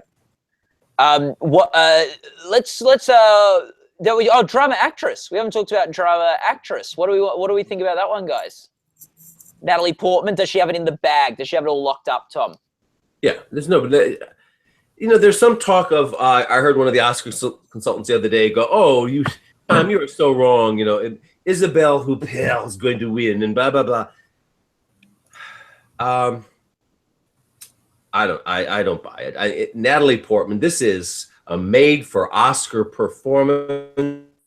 I don't. Even if Emma Stone wins SAG, which could happen because there's no place to vote for Lala in ensemble because the Nomcom didn't put it there. And then if you have all this love for Lala, where do you go? You put it with Emma. And it's about a young aspiring actress going on auditions, just like SAG members of a guild of which I am a member, by the way, and I'm a voter. Yeah. But you're voting for Natalie, right? Yes, of course. It's Oscar performance for the ages. It's my God. I can't admit. It's famous person portraying another famous person. She's in the honeymoon period. I'm an old man, and I was in my how old was I? I was relatively young when Kennedys were in presidency, but I remember it vividly, and I'm probably of the demo of the Oscar voter very well. And you kids, all of you kids, are way too young to understand the context of Jackie Kennedy and the mystery and the aura and the absolute regalness of this extremely bewitching and mysterious and captivating woman, and who has never been properly explained in American history. And this movie dares to do it, and do it in a brazenly honest way. She's popping pills, she's drinking, she's dancing around the White House drunk after Jack is killed. This is insane. It is so brilliant with the artistic chances they took with this movie. And it just follows the Eddie Redmayne as Stephen Hawking. It just follows all famous person is famous person thing. Helen Mirren is Queen Elizabeth. There's all this Emma. If you win Best Picture at the Oscars, you often win Best Actor or Actress or support. You win an acting award unless you're Michael Keaton. But so that will help Emma. Emma could go all the way. She could win SAG and go all the way. Natalie Portman is a made for Golden Globe star. Yeah. And for tonight, Emma Stone is in the other race. And I think also Natalie Portman's served by Viola Davis deciding to go down into the supporting race too. It seems like the two people that could have posed issues for Natalie Portman are in different races. And the one shame about Viola Davis going down to the supporting race is that we would have had a bit of a contest tonight in this lead actress field. We would have seen. I would have found that quite hard to predict. You know, I was wondering the other day if 5-10 years from now, Viola is holding her Oscar, her supporting Oscar. Will she be wondering, could I have won lead? Should I have tried lead? Or will she just be happy that she has an Oscar? I think that may eat away at her. Like, I probably could have won lead. I tried. And if she loses the supporting Oscar, she might question, would I Don't have won? jinx it. Would I have won the lead? Yeah. So let's. I'm gonna ask some other people to join the chat now. Let's get Charles Bright, Dave Buchanan, and Rob. Okay. I'm gonna bow out. See you guys. I'm gonna get ready for the Globes. Thanks for everything. Catch you later. Bye. Okay. Thanks, Tom, for joining. So we'll get the other guys in. You guys don't drop out until they're in the chat because I don't want to be on my own here on Golden Globes night. Before we go, should we talk about TV? Yes. So we've done a bit of film, then we went to TV, then we've done a bit more film. Let's go back to TV and cover the races, because I think, please correct me if I'm wrong in the comments on the video or on the blog if I've made a mistake, but I think we've talked about all the film races now. I think we've covered them all. How about the song and score ones? Have you guys? We chatted about them earlier. Everyone thinks La La Land's winning score. Song a bit more divided between Moana, La La Land, and Trolls. Gold. Yes. Yeah. Gold. Are you picking gold? Are you really? Okay, so there we go. So songs really divide. Give us a quick reason why gold's going to win while I get up the TV nominees. Well, that City of Stars song, it just sounds to me like the song from Once or the song from Her. And these songs rarely get in at the Globes, let alone win. Who the Globes like to award is the veteran. They award Madonna, they award Prince, Bob Dylan, I don't know, all these people, U2. And now gold is Iggy Pop, and it's a collaboration with Danger Mouse, who from Gnarls Barkley, who a couple of years ago won for Ordinary Love with U2. Also from a Weinstein movie. And in terms of the other contenders, I think with Justin Timberlake, they always dominate pop stars, but they never actually award them. Yeah. Okay. Never? To be fair, the examples of veterans, Madonna, Prince, and Bob Dylan are also pop stars, Riley. They're older, though. I don't know. Yeah. You want to talk about a veteran pop star? One of the nominees for the song from Sing is Stevie Wonder. I don't know, but have you heard that song? If we're talking about it based on the nominees, who gives a shit about the content? Yeah. Okay. Right. Is anyone else getting a bit of a? Is anyone else getting a bit of like Charles's mic seems a little off? Yeah. Yeah. Okay. Charles, do you want to? I can hear what you're saying. It just sounds a bit like you're like trying to hide your voice, like be Mr. Anonymous on the phone call, which is very unlike you. That's unusual. Yeah, it's very unusual. Do you want to? I don't know if you want to go out and come back in and see if the mic works. Hold on, can you hear me? Can you hear me better now? No. Nah, it sounds a bit like you're a bit croaky, Yeah. So maybe go out and come back in. Good thought, though. I might ask Riley if you could bow out now too, just because we're starting to get a quite crowded thing. And maybe Marcus, give me one last thought, since you haven't said anything in a bit, about the lead TV races. And Marcus, you can choose which lead TV race we're on. Katrina Balfe, baby, she's winning. You pay attention to that. When they announce it, they're not going to be able to pronounce her name, but it's Katrina Balfe. Whoever's gonna, open that envelope. Katrina Balfe, she's winning. Do you guys think so too, or am I just completely crazy? Okay, let's. This is the category we're going to kick off our lead races. I think Claire Foy for the Crown's got this locked up, Marcus. But what do you say, Tony? Oh yeah, Claire Foy. It's not even close. Okay. What about Winona Ryder, though? That seems like an interesting. They might go for the moment of sort of having her kind of return to awards consideration and return even to acting at a high profile after so many years of kind of being out of the spotlight. Winona could do it. Yeah, Claire Foy could do it. I could see the Globes going with Winona Ryder. Like, it does seem like the kind of thing they would do. It's just, I think the Crown is so fresh in voters' minds and so up the Globes' alley. I just see them hard them avoiding Claire Foy. Well, thanks for those. Oh, sorry, Marcus. Yeah, even if Winona loses, she's going to steal someone else's Globe. I mean, she has a history of that. Yeah. But yeah, I'll see everyone next time. Yeah. See you, Marcus. Bye. Okay. Hopefully Charles's mic is going a bit better now. Do you want to say something for us, Charles? Tell us. To test the mic, you can say who you think is going to win lead actress in a drama series. Oh, I think it's without a doubt Claire Foy, but it's kind of it seems to make sense because it's either going to be her or Evan Rachel Wood based on not having the corresponding series nomination. Are you hearing me better now? Yeah, you sound perfect. Oh, thank you. Yeah, I think that's just it just makes sense to me. Okay, yeah, that's good. David, do you have a last thought on that? I've got Claire Foy very tentatively, though. I'm not as confident as you guys at all. I could see them really doing. I think Stranger Things is in for drama series too, Charles. Yeah. So Winona Ryder could do it, or they could just totally. I know they usually go for the ingenue in the comedy actress category, but they could do it here too. And Claire Foy is not the only one in the lineup that fits that mold. So I've got Claire Foy like everybody else, but not really that confident about it. Yeah. So Tony, I might ask you to bow out in a minute, but I'll let you choose what next lead category we talk about. What other, do you want to give us your prediction and thoughts on one of the other lead TV races? I'm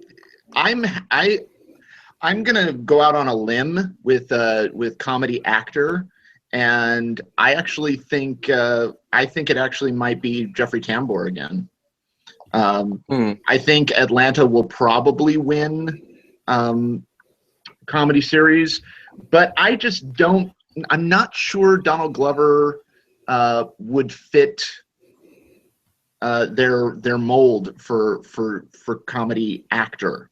I could see them going for Gael Garcia Bernal again before I see them going for Donald Glover. So I'm gonna that's my only daring one this whole time. Wow. is going with Tambor. Okay, does someone want to challenge Tony on that? Tony, you're nuts. Okay, Charles, tell us. That's not really a challenge. Tell Tony. No, I'm just stating that for the record. As for your predictions, they are nuts as well. You're such a nasty woman, Tony. You really are. You know, but I don't see them awarding Atlanta in the comedy series category.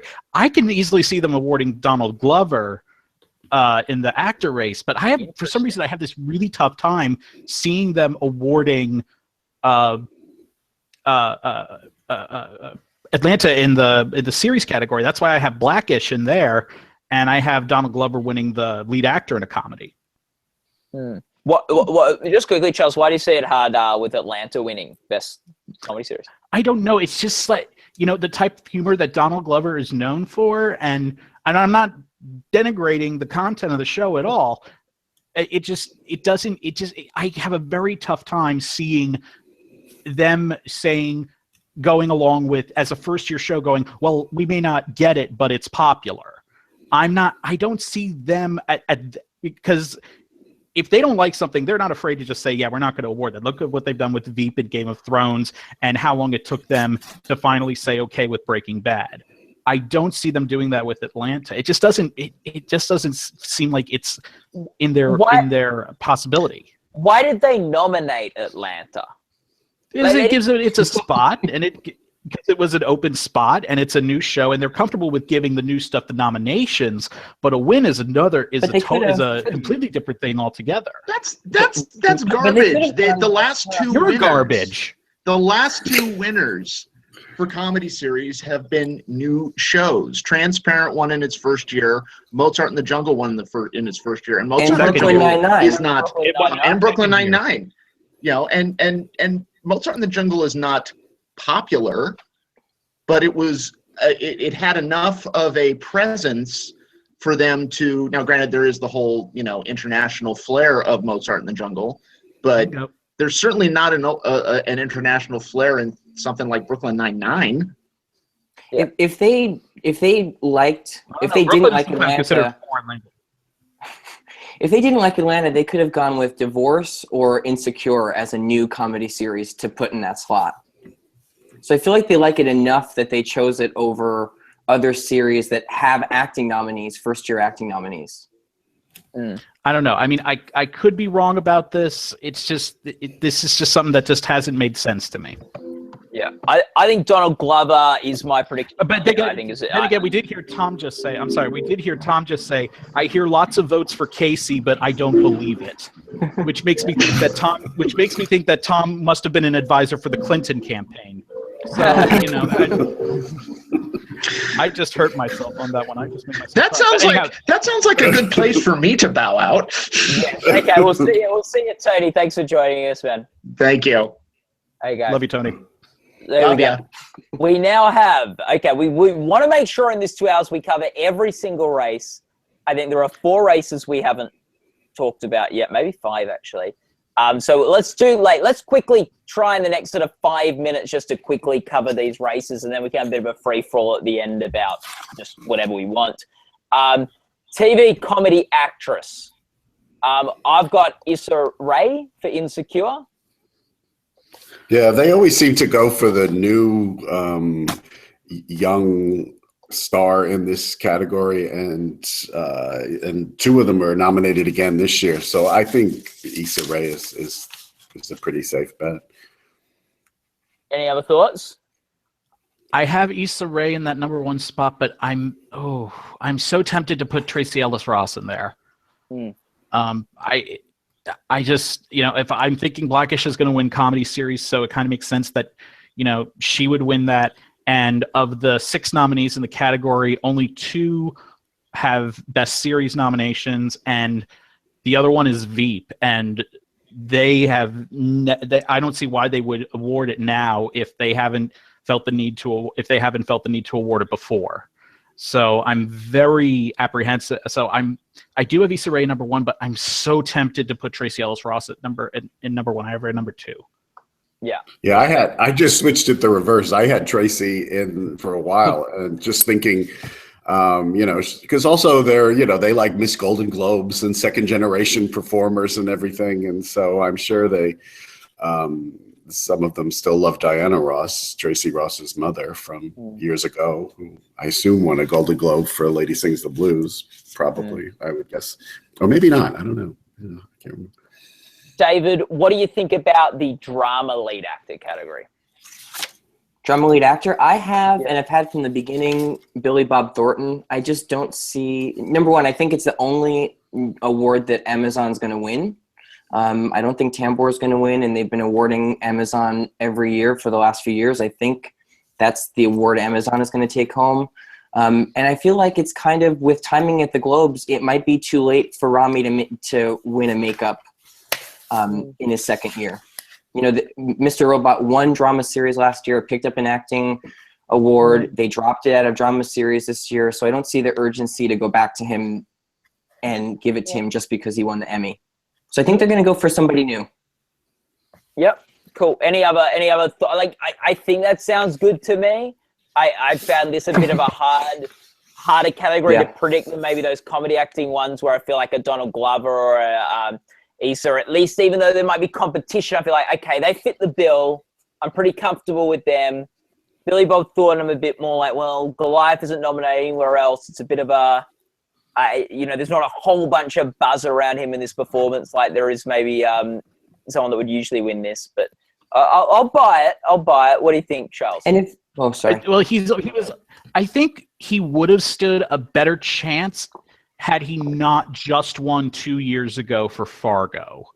For some reason, I think that is a bit of a strike against him, where they're like, oh yeah, we gave him an award just 2 years ago for the limited series. So I'm trying to remember who do I have predicted in this category, because this is one where that theory of best series nod goes right out the window, because none of them are up in this for the series. Yeah. I have Rami. I have Rami because I think after I think the second season got decent reviews, and they were willing to go with it last time. I think that they'll be willing to give him the makeup award after skunking him last year. And the Emmy winners maintain his buzz a bit too. Mm-hmm. And the Globes can sort of feel like, hey, that's a winner of ours that the Emmys rubber stamped. We were the ones who started the ball rolling for Rami. He's ours. Yeah. And he's he does fit that international flair. He's Egyptian, so there's an area where we don't normally see a lot of actors coming from with Omar Sharif was Egyptian, right? Yeah. Yeah. Okay. So that was I'm not saying he's on that level. I'm just saying he's from an area where we don't usually see a lot of actors. You see a lot of Brits, we see a lot of Irish, and all sorts of other things. In the limited series races, we have Courtney B. Vance from The People vs. O.J. Simpson and Sarah Paulson from The People vs. O.J. Simpson, both having won the Emmys, coming off the back of that. Are they safe here? What do you think, Robert? Yeah, I think that show is just so popular and they were so acclaimed that I think both of them will get in. And I don't think either of them have ever won a Golden Globe before either. So I think those were kind of the two performances of the year. Do we have any dissenting opinions here? Oh no, go on, David. I was going to say I have Riz Ahmed, and I don't really know why. Anytime I predict the Globes, I'm kind of always looking for a category where they're going to totally skunk the audience with something so unexpected. And I feel like OJ winning limited series actress, actor, and supporting actor. I don't remember if I have Sterling K. Brown winning or not, but I feel like I just feel like there's something not right there But Charles, what were you going to say? Well, I was going to say, usually they do want to spread the wealth out. They usually want to spread out the wealth a bit more, unless it's something that is so momentous. Specifically, if it's like a miniseries or a TV movie that's so momentous in the pop culture, like with critics, like Angels in America was, and it won every award. In every category it was nominated in. I think that they just closed the prediction center. So, and I was going to change from John Lithgow to Sterling K. Brown. But maybe fortune will smile on me with that one. But with Courtney B. Vance, I think Courtney B. Vance is possibly at risk because I think Sarah Paulson, not only was she the definitive lead actress, but she had that definitive episode of that, which people are still talking, which people, whenever you bring up this miniseries is the go-to that people talk about. So, but I think Courtney has that slight advantage that this was such a momentous thing. And this was something that, depending on how long the people in the organization were in the Hollywood Foreign Press have been writing about Hollywood. They remember this trial very well. I mean, hell, even if they were in their home countries, they still might remember this trial very well. And so I think that will push Courtney over the edge on this one. Yeah, I don't see where else though. Oh, sorry, Matt. I was just going to say.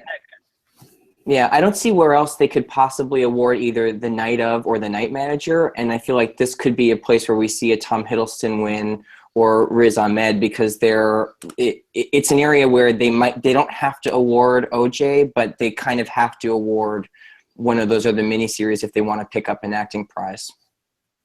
Yeah. Now that you mention it, Tom Hiddleston does sound like a possibility. I mean, he's kind of a new British actor. He just seems like somebody they would want to kind of maybe anoint early on in his career. So he seems like somebody's going to be around for a while. He does have kind of that same mold that, to a degree, that Oscar Isaac had, and he won last year for Show Me a Hero. So I think that's something that's wearing on me as well. Yeah. Quickly staying on the People vs. O.J. Simpson, is it under threat at all for best miniseries or limited series? I would say the only show that I think has a bit of buzz behind it is The Night Of, but I don't think it can beat it. Yeah, they can put it on the map though, because I don't think it hasn't had a chance to contend at the Emmys yet, obviously. So they could put it on the map since obviously OJ's already swept the Emmys. So I don't think so. Yeah, they do like their prestige British stuff. Remember Wolf Hall coming out of left field for last year, and I would say, but you have two prestige British things here in The Night Manager and The Dresser. So I kind of think that they might cancel each other out on that one. Yeah. The Dresser weirdly got nominated for itself, but it didn't get acting nominations for either one of its high profiles. Ian McKellen and Anthony Hopkins, which is just sort of baffling. You'd think they're two awards baity kind of people, but so I don't think The Dresser has much really support. Okay, we have 7 minutes until we're wrapping up the show, so people can actually watch the Golden Globes while they're following along at goldderby.com. There's a forum thread open for reactions to the Golden Globes at Gold Derby. Andrew Cardin is so pumped. Pterodax is saying if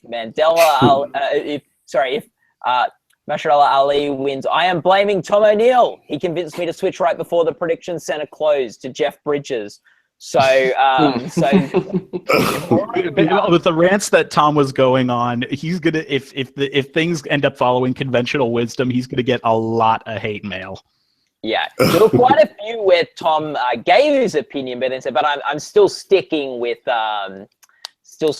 this thing." So he wasn't necessarily. Tom's not necessarily saying to go out on a limb on everything. He's just saying to not be surprised if there's a few surprises today. Tom scared me. I was. Yeah, what did Tom scare you most about?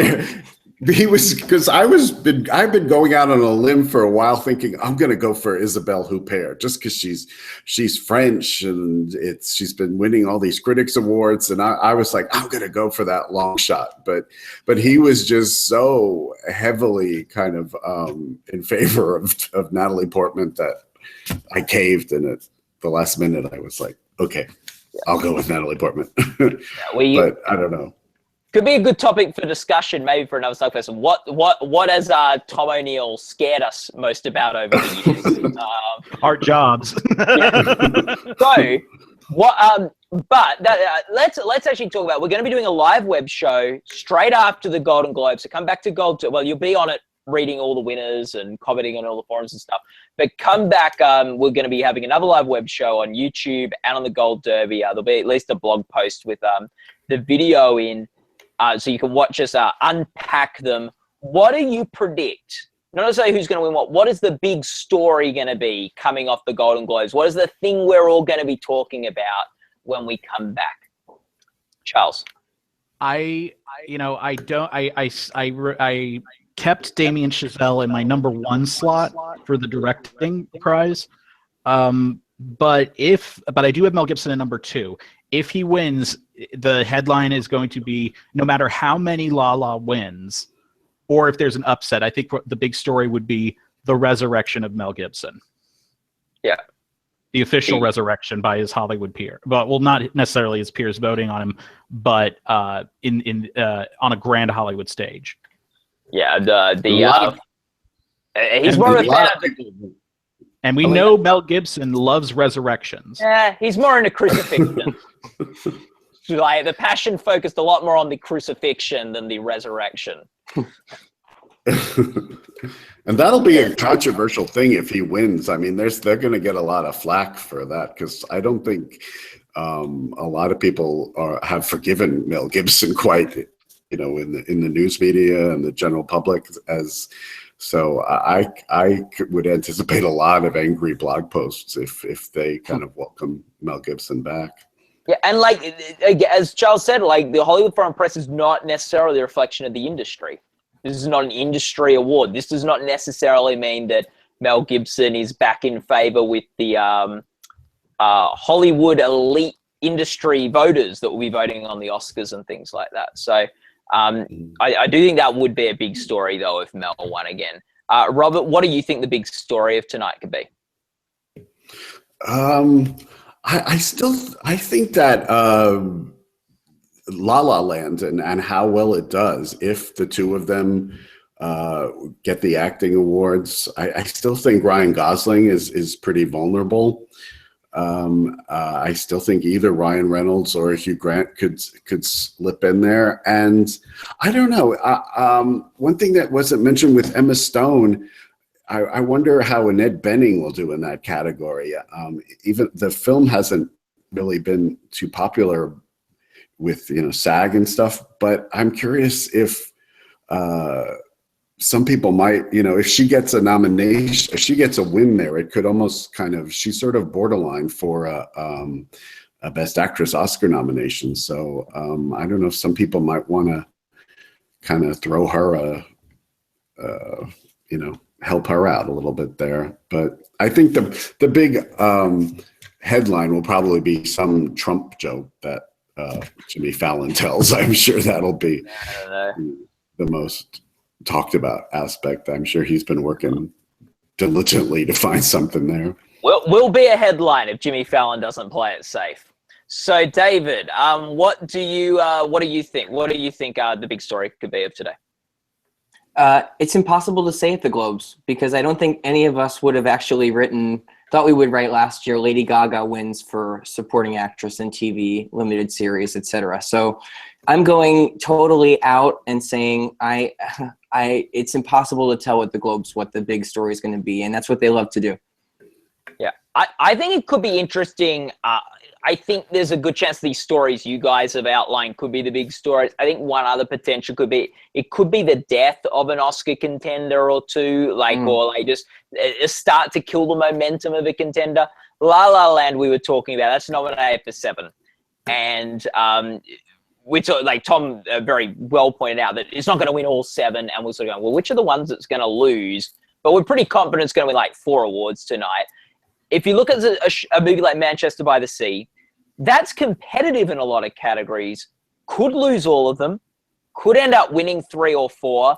Like we could see with a Manchester by the Sea, it either become this sort of like it wins a similar amount to La La Land, and they're the 2 big winners of the night, or it could like lose everything, and then we start to see the bottom fall out from under Manchester by the Sea, which could end up being a film that doesn't have the passion behind it, but as sort of is a well-respected film. So I'm keeping my eye on that thing. I think Moonlight has enough passion behind it that I'm less concerned about it living or dying off its Globes performance tonight. But I feel like a film like Manchester by the Sea, a film like Hacksaw Ridge, like this is their real chance to start to make their mark on the awards season. And I think Robert made a very good point about the Best Actor comedy category. That one, I had actually Ryan Reynolds for the longest time, and I just switched today to Hugh Grant, and I have Ryan Gosling in third. Because I was watching something, and they were saying, well, if Ryan Gosling doesn't win, then there's something wrong for La La Land's prospects. But Emma Stone, it's understandable if she does win. And I was yelling at my television, no, it's the reverse. Yes. So I think, and their love for Florence Foster Jenkins is going to come to fruition in that category. Because he's been working it, and he's been working for it. And I think that this is it. It's a competitive category. Nothing would make me happier than Ryan Reynolds winning for Deadpool, but I think that's going to be Hugh Grant's. So neither Ryan will have to get up at that point. Yeah, it'll be if one of the Ryans win, it will be it's one of those moments where you got to wait for the second name to be said, like the worst, like sort of so stressful for an actor to hear.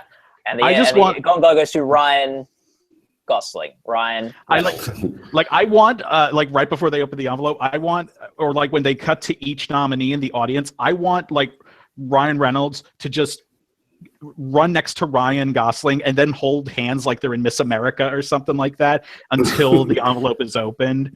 That would be fun. If neither of them win, then they just trash the place. Yeah. And on that, Charles, I think the Golden Globes are starting now. So let's all go and watch them. We'll meet back in a couple of hours when they're finished, and we'll see what the big thing is we're all talking about then. Thank you for watching. Follow all the Golden Globe stuff on Gold Derby. Live updates with winners, live reactions. There'll be a live blog, a whole bunch of stuff happening, forums where you can talk with people. So thank you for watching our live show. Thanks. Great. Thanks, guys.